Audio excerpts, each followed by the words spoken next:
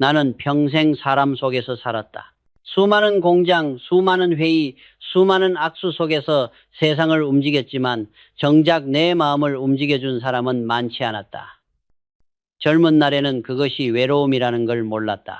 그저 해야 할 일이 너무 많았고 목표가 너무 뚜렷했기에 마음이 쉴 틈이 없었다. 그런데 나이가 들고 모든 것이 조금씩 자리를 잡아갈수록 이상하게도 마음이 비기 시작했다. 사람은 일을 떠나면 존재의 의미도 함께 퇴색되는 법이다. 나는 중년의 외로움을 일찍 경험했다. 젊을 때는 외로움이 사치였다. 하지만 나이가 들면 외로움은 현실이 된다. 해야 할 일이 줄어들고 나를 찾아오는 사람이 줄어들면 그때부터 진짜 나와 마주하게 된다. 기업을 일으킬 때의 분주함 속에서는 몰랐던 나의 빈방이 그제야 보인다. 책상 위에는 보고서가 쌓여 있지만 마음의 책상에는 아무것도 남아있지 않다. 그때 비로소 깨닫는다. 인간의 공헌은 사람의 부재에서 오는 것이 아니라 의미의 결핍에서 온다는 것을. 젊은 날 나는 일을 통해 세상과 대화했다. 하지만 나이 들수록 그 대화가 멈춘다. 조직은 젊은이들에게 넘어가고 세상은 나를 과거의 사람이라 부른다. 그럴 때 사람들은 두 가지 선택을 한다. 어떤 이는 세상과 단절하고 고독을 원망한다. 또 어떤 이는 그 고독 속에서 새 질서를 찾는다. 나는 후자를 택했다. 고독은 벌이 아니라 숙제다. 외로움을 피하려 하지 말고 그 속에서 나를 새로 설계해야 한다.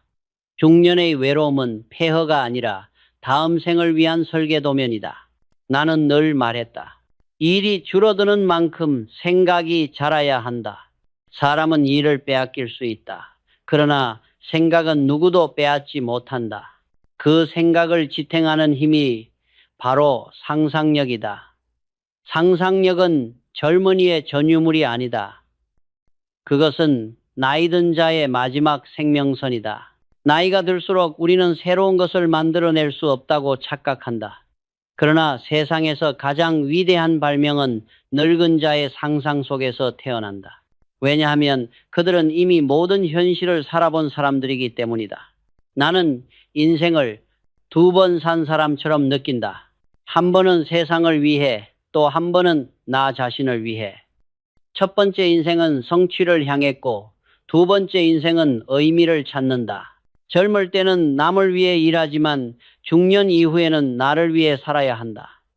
이기적인 말이 아니다. 자기의 시간을 되찾지 못한 사람은 남의 시간도 도울 수 없다. 나는 그것을 늦게 배웠다. 내 이름을 걸고 세운 회사가 세상의 이름이 되었을 때 내 이름은 오히려 나로부터 멀어져 있었다. 그때서야 깨달았다. 성공이란 결국 자신과의 대화를 잃지 않는 것이라는 사실을. 중년의 외로움은 불행이 아니다. 그것은 귀환의 신호다. 밖으로 달리던 발걸음이 안쪽으로 향하는 첫걸음이다. 사람은 누구나 한 번쯤 자기 속의 빈 방을 마주해야 한다. 그 방이 텅 비어 있다고 두려워할 필요는 없다. 그곳이 바로 다음 시대가 시작되는 공간이기 때문이다. 나는 그 빈 방 안에서 다시 시계를 세웠다. 그리고 그 시계는 남이 아닌 나만을 위해 움직이기 시작했다. 내가 젊을 때 가장 먼저 산 물건은 시계였다. 누군가에게는 단순한 도구였겠지만 내게 시계는 삶의 질서를 가르쳐준 스승이었다. 시간을 지배하는 자만이 세상을 지배할 수 있다는 확신이 있었다. 그러나 나이가 들고 나서야 알았다. 그 시계의 진짜 의미는 통제가 아니라 독립이었다. 남의 시간표에 맞춰 사는 삶은 젊은 자의 몫이다. 하지만 인생의 후반전에는 남이 아닌 나의 시계로 살아야 한다. 나는 젊은 날 시침을 앞으로만 돌렸다. 뒤를 돌아보는 것은 약자의 습관이라고 생각했다. 하지만 이제는 알겠다. 시계의 바늘이 돌아가듯 인생도 순환해야 한다는 것을. 멈춤은 후퇴가 아니라 성찰이고 고요는 낭비가 아니라 축적이다. 내가 회사를 만들고 세상을 설득하며 살아왔던 그 수십 년 동안 시계는 나에게 끊임없이 속삭였다. 시간은 너의 것이 아니라 네가 어떻게 쓰느냐의 문제다. 그 말의 무게를 진심으로 이해한 것은 은퇴를 생각한 후였다. 나는 오랫동안 독립을 경제적 자립으로 착각했다. 돈이 많으면 자유롭다고 믿었다. 그러나 진짜 독립은 마음의 구조에서 비롯된다. 누군가에게 인정받아야만 의미를 느끼는 사람은 결코 독립할 수 없다. 타인의 평가를 기준으로 삼는 순간 당신의 시계는 멈춘다. 시계는 스스로 태엽을 감을 때만 움직인다. 인생도 같다. 누가 대신 감아주는 시간은 오래가지 못한다. 나는 많은 사람들을 보았다.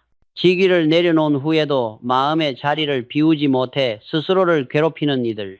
그들은 여전히 회사의 이름으로 자신을 소개한다. 그것은 존경이 아니라 의존이다. 독립은 자리에서 시작되지 않는다. 독립은 나는 누구인가 라는 질문을 스스로에게 던질 용기에서 시작된다. 내가 젊은이들에게 가장 많이 한 말이 있다. 시계를 잃지 말아라. 그러나 남의 시계로 살지 말아라. 이 말에는 단순한 시간 관리 이상의 의미가 있다. 자신의 속도를 찾는다는 건 곧 자신의 생명 리듬을 회복한다는 뜻이다. 세상은 점점 빠르게 움직인다. 하지만 사람은 느리게 읽는다.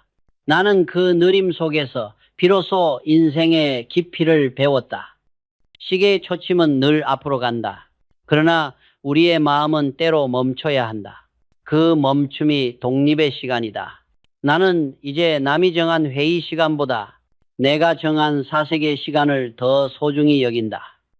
그 한 시간의 고요함 속에서 나는 다시 나를 경영한다. 인생의 진짜 주식은 회사의 주가가 아니라 내 시간의 가치다. 그 시간을 누구와 무엇에 어떻게 쓰느냐가 곧 나의 자산이 된다. 젊은 날에는 돈으로 시간을 샀지만 지금은 시간을 지키기 위해 돈을 버린다. 그것이 내가 늦게 배운 독립의 질서다. 나는 평생 수많은 사람을 만났다. 임원, 거래처, 직원, 학자, 정치인, 그 누구와도 대화를 나누었지만 정작 나 자신과는 오래 대화를 하지 못했다. 세상과의 대화가 길어질수록 나와의 대화는 짧아졌다. 언젠가 회사를 마치고 늦은 밤 거울 앞에 섰을 때였다. 그때 나는 낯선 사람과 마주했다. 정장을 입었고 얼굴은 분명 내 얼굴이었지만 눈빛은 내가 아니었다. 그는 나를 보며 묻는 듯 했다. 너는 지금 누구인가? 그 질문에 답하지 못했다. 그때서야 알았다. 사람은 성공보다 더 두려운 게 있다. 그것은 자신을 잃어버린 성공이다. 일에 매달려 살아온 세월 동안 나는 끊임없이 세상을 설득했지만 내 마음 하나 설득하지 못했다. 그 결과 사람들 속에 있어도 늘 홀로였다. 나는 한때 외로움을 질병처럼 여겼다. 그런데 어느 날 그 외로움이 나를 성장시켰다는 걸 깨달았다. 외로움은 인간을 약하게 만들기도 하지만 동시에 가장 단단하게 만든다. 그 고요한 시간 속에서만 우리는 자신을 다시 발견한다. 그래서 나는 이제 외로움을 두려워하지 않는다. 그것은 나에게 남은 마지막 스승이기 때문이다. 많은 이들이 성공 후 공허를 호소한다. 나는 그들을 이해한다. 사람은 일을 잃으면 의미를 잃는다. 그러나 진짜 의미는 일이 아니라 나에게 있다. 세상이 나를 불러주지 않아도 나는 여전히 나를 불러야 한다. 그 부름이 끊기면 인간은 방향을 잃는다. 나는 예전에 한 임원을 떠올린다. 그는 은퇴 후에도 매일 출근하듯 정장을 입고 회사 주변을 돌았다. 집에 있으면 아무 말도 할 수가 없습니다. 그의 말이 내게는 통증처럼 남았다. 그는 외로웠던 게 아니다. 그는 대화의 언어를 잃은 것이었다. 일이 그의 언어였고 지위가 그의 문장이었다. 그것을 잃은 순간 그는 자신을 설명할 수 없게 된 것이다. 나는 이제 매일 아침 거울을 본다. 젊은 날의 얼굴이 아니라 오랜 세월의 주름이 새긴 나의 역사서를 본다. 거울 속 나는 나에게 묻는다. 오늘 너는 어떤 사람으로 살고 싶은가? 그 질문이 내 하루의 시작이다. 외로움은 대화의 부재가 아니라 질문이 사라진 상태다. 그러므로 나는 매일 나에게 묻는다. 그 묻는 행위 자체가 나를 살게 한다. 나는 거울 앞에서 한 가지 다짐을 한다. 다시 의미를 가진 인간으로 살자. 직함이 아닌 이름으로, 회사가 아닌 인간으로, 남의 평가가 아닌 나의 신념으로 살자. 그 결심이 선 순간 거울 속 눈빛이 달라졌다. 외로움은 사라지지 않았다. 하지만 외로움의 주인이 바뀌었다. 이제 나는 외로움에 끌려다니지 않는다. 오히려 내가 그것을 이끌어간다. 사람은 누구나 미래를 말하지만 정작 미래의 자신과 대화하는 사람은 드물다. 나는 늘 10년 뒤에 나와 대화를 시도했다. 회사 하나 세우는 것도 설계도가 필요하듯 인생의 다음 장을 그리려면 상상의 설계가 필요하다. 상상력은 단순한 꿈이 아니다. 아직 오지 않은 시간을 앞당겨 경험하는 지적 용기다. 나는 그것을 인생의 마지막 기술이라고 부른다. 10년 전에 내가 오늘의 나에게 묻는다면 너는 의미 있는 일을 하고 있는가? 라고 할 것이다. 그리고 10년 뒤에 나는 아마 이렇게 대답할 것이다. 그 의미를 유지하려면 너 자신을 계속 새롭게 만들어라. 나이가 들어도 멈추지 않는 상상력, 그것이 곧 생존력이다. 나는 사업을 할 때도 항상 다음 세대의 나를 상상했다. 지금 이 공장이 10년 뒤에는 어떤 가치를 만들까? 이 직원이 10년 뒤에는 어떤 리더가 될까? 그런 상상을 멈추지 않았다. 회사는 사람이 만든다. 그리고 사람은 자기 상상력의 크기만큼 성장한다. 중년이 되면 사람들은 종종 이렇게 말한다. 이제는 편히 살고 싶다. 그러나 편안함은 발전의 반대말이다. 나는 오히려 이렇게 말하고 싶다. 이제부터 진짜 인생의 실험을 시작하라. 젊은 시절의 실험은 세상을 위한 것이었지만 이제부터의 실험은 나 자신을 위한 것이다. 그 차이가 인생 후반부의 품격을 결정한다. 나는 내게 3가지 질문을 던진다. 10년 뒤 나는 어떤 사람과 대화하고 있을까? 10년 뒤 사람들은 나를 무엇이라 부를까? 그리고 10년 뒤 나의 기쁨은 무엇일까? 이 3가지 질문이 나의 미래 시계를 움직이게 한다. 그 질문이 멈추는 순간 시계도 멈춘다. 많은 이들이 계획을 세운다. 하지만 대부분 시간표만 만들고 의미표를 만들지 않는다. 진짜 계획은 숫자가 아니라 상상의 언어로 써야 한다. 나는 매년 말이면 종이에 적는다.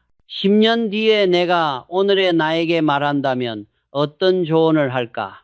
그 한 줄의 질문이 내 다음 해를 바꾼다. 상상력은 그렇게 삶의 방향을 미세하게 조정한다. 젊은 시절에 나는 세상을 바꾸려 했다. 이제는 나를 바꾸려 한다. 10년 뒤의 나는 지금의 나에게 아마 이렇게 말할 것이다. 건강을 잃지 마라. 배움을 멈추지 마라. 그리고 남은 시간 동안 누군가의 등불이 되어라.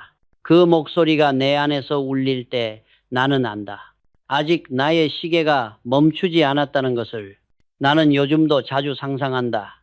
10년 뒤 나의 손에는 어떤 책이 들려 있을까? 내 옆에는 어떤 얼굴이 있을까? 나의 하루는 어떤 의미로 채워져 있을까? 그 상상이 현실이 되는 날까지 나는 오늘도 미래의 나와 대화하며 산다. 그 대화가 끝나는 날 비로소 나의 인생도 완성될 것이다. 나는 신이 인간에게 준 가장 위대한 선물이 3가지라고 믿는다. 상상력, 공감력, 그리고 성찰력. 이 3가지가 사라지면 인간은 기계가 되고 이 3가지가 깊어지면 인간은 철학자가 된다. 나는 평생 기업을 경영하며 이 3가지를 배웠다. 기술은 진보하지만 사람의 본질은 이 3가지로만 성장한다. 첫째는 상상력, 샹샹리. 이다. 상상력은 눈앞의 현실을 넘어 아직 존재하지 않는 세계를 미리 살아보는 능력이다. 젊은 시절 나는 매일 새벽 아직 세워지지 않은 공장을 머릿속으로 완성시켰다. 그 상상이 현실이 되었다. 그러나 나이가 든 지금 나는 다른 상상을 한다. 10년 뒤에 나가 어떤 마음으로 세상을 바라볼까? 상상력은 꿈꾸는 것이 아니라 살아보는 것이다. 내가 미래를 상상할 때 이미 나는 그 미래를 사는 중이다. 둘째는 공감력 공간이다. 리더로 살면서 수많은 사람들을 지휘했지만 나는 어느 순간 그들의 입장이 아닌 감정을 보기 시작했다. 공감은 머리로 하는 게 아니다. 그 사람의 신발을 신어보고 그들의 하늘을 함께 바라볼 때 생긴다. 공감 없는 리더십은 폭력이다. 공감은 경영보다 더 큰 경영이다. 사람은 숫자가 아니라 온도로 움직인다. 나는 수많은 회의에서 냉정한 판단을 내렸지만 그 한편으로 따뜻한 시선을 잃지 않으려 노력했다. 냉철한 머리와 따뜻한 가슴, 그것이 내가 생각한 경영자의 균형이다. 셋째는 성찰력 사리이다. 성찰은 과거를 후회하는 게 아니라 과거를 재료로 삼는 것이다. 나는 실패에서 배운 교훈을 메모지에 적어 다시 사용했다. 그 메모들이 모여 결국 기업의 철학이 되었다. 성찰 없는 성공은 일시적이다. 성찰이 있는 실패는 자산이 된다. 내가 후배들에게 늘 말하던 것이 있다. 실패를 잊지 말되 그 실패 안에서 자부심을 찾아라. 성찰은 인간이 과거를 다시 살아보는 또 하나의 상상이다. 그래서 나는 성찰이 곧 인간의 제2의 상상력이라고 생각한다. 상상은 미래를 향해 있고 공감은 현재를 채우며 성찰은 과거를 품는다. 이 세 가지가 맞물릴 때 인간은 비로소 완전해진다. 나는 이 삼각형을 내 인생의 좌표로 삼았다. 상상은 나의 나침반이 되었고 공감은 나의 시계가 되었으며 성찰은 나의 지도였다. 그 세 가지가 어긋나면 인간은 길을 잃는다. 이제 나이가 들어도 나는 여전히 이 세 가지를 훈련한다. 상상으로 내일을 그리고 공감으로 오늘을 다지고 성찰로 어제를 정리한다. 그렇게 하루를 산다는 것은 한 생애를 완성하는 일이다. 나는 그것이 인간의 마지막 사치이자 의무라고 믿는다. 기계는 생산하지만 인간은 성찰한다. 그 차이가 바로 인간의 품격이다. 나이가 들면 누구나 외로워진다. 그러나 그 외로움이 문제는 아니다. 진짜 문제는 그 외로움을 채워줄 배움의 통로를 닫아버리는 것이다. 나는 인생의 마지막까지 책을 읽었다. 젊을 때는 기술서를, 중년에는 인문서를, 노년에는 시를 읽었다. 왜냐하면 사람은 책을 통해 다시 사람을 배우기 때문이다. 내가 처음 기업을 세울 때 세상은 가난했고 배움은 사치였다. 하지만 나는 공장보다 먼저 도서관을 만들었다. 책은 기계보다 오래 가고 지식은 자본보다 깊게 남는다. 나는 매일 새벽 책상 앞에 앉아 세상과 대화했다. 책은 나의 첫 번째 스승이자 마지막 친구였다. 그리고 세상이 나를 떠난 뒤에도 책은 여전히 나를 기다려 주었다. 중년 이후의 사람에게 책은 단순한 취미가 아니다. 그것은 정신의 생존 장치다. 몸이 늙어도 생각이 늙지 않게 하는 유일한 방법이 독서다. 책을 읽는다는 것은 눈으로 활자를 따라가는 일이 아니라 마음으로 새로운 언어를 배우는 일이다. 나는 늘 말했다. 책을 읽지 않는 사람은 두 번 죽는다. 한 번은 몸이 죽을 때, 또 한 번은 생각이 멈출 때. 나는 어느 시점부터 혼자 책을 읽지 않았다. 사람들과 함께 읽었다. 내가 만든 독서 모임은 단순한 모임이 아니라 하나의 학습 공동체였다. 거기엔 직업도 나이도 지위도 없었다. 오직 배우려는 의지만이 있었다. 그곳에서 나는 배웠다. 지식은 혼자 쌓지만 지혜는 함께 나눈다는 것을. 그 나눔 속에서 외로움은 사라지고 새로운 의미가 싹 텄다. 나는 인생을 good, better, best로 나눈다면 이렇게 말하고 싶다. good은 책을 읽는 일, better는 함께 배우는 일, best는 배운 것을 세상에 환원하는 일이다. 그것이 진짜 학습의 완성이다. 공부는 젊은 날의 특권이 아니라 나이 든 자의 의무다. 왜냐하면 배움이 끊기는 순간 인간은 멈춘 시간 속의 조각상이 되기 때문이다. 책을 읽다 보면 생각이 깊어지고 마음이 넓어진다. 그리고 언젠가 그 마음이 또 다른 사람과 연결된다. 그 연결이 바로 공동체다. 나는 신앙의 공동체든 학습의 공동체든 좋다고 생각한다. 혼자 생각하면 한계가 있다. 그러나 함께 사유하면 사람은 다시 살아난다. 배움은 생존이고 나눔은 생명의 증거다. 나이가 들수록 사람들은 점점 적어진다. 그러나 그 몇 사람과의 대화가 내 삶을 풍요롭게 했다. 그들이 나에게 말했다. 회장님, 이제 책을 좀 쉬셔도 되지 않습니까? 나는 웃으며 대답했다.